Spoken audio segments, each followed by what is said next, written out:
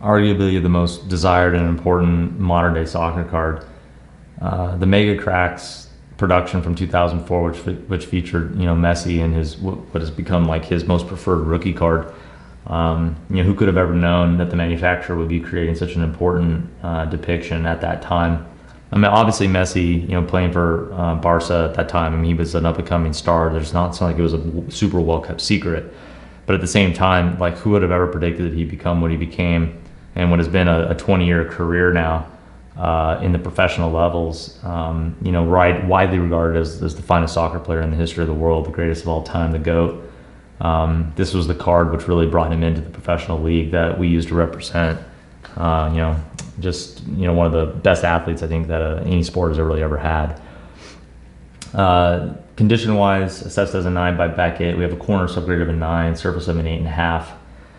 Those are the two grades that fall below, gem ed status. I guess edges is too, but I mean the look and the feel of the corners and the surfaces are the two things that come about when we assess the card on technical merit.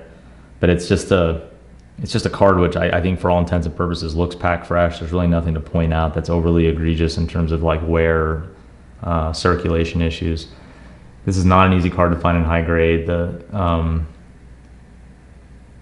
coloring is what we would call full bleed, which means it goes all the way to the edges, and so any flecks or defects tend to show themselves. And as we scan around, you can see what appears to be just a really well-conditioned card. This lower right corner, just a little tiny bit of wear. But even from the back, that same full bleed edging, carries itself all around. I just don't see how this card graded the way it did. I mean, again, looking at the corners and the surfaces, that's the thing that jumps out at us is like, really? Like, why?